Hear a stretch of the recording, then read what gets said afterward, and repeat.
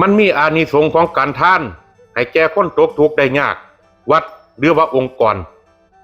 ที่เจ้าไปท่านอานิสงส์เต็มทั้งนั้นถ้ามุกเจ้าไปท่านห่มให้แก่คนตกทุกข์ได้ยากมันก็สิเฮ็ดให้ชีวิตของมุกเจ้าร่มเย็นเป็นสุขสิ่งบ่ดีก็บ่สามารถมาเฮ็ดเฮาได้ถ้ามุกเจ้าท่านข้าวสารให้แก่คนตกทุกข์ได้ยากมันสิเฮ็ดให้มุกเจ้านี่มีอยู่มีกินตลอดทั้งปีแล้วก็บ่มีวันอดอยากเป็นเด็ดขาดถ้ามุกเจ้าท่านเสื้อท่านหมอนให้แก่คนตกทุกข์ได้ยาก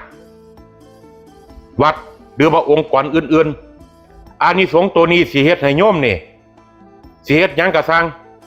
สิมีคนมาสนับสนุนเฮ็ดสิ่งนั้นจนว่าสำเร็จถ้ามุกเจ้าท่านน้ำให้แก่คนตกทุกข์ได้ยากวัดหรือว่าองค์กร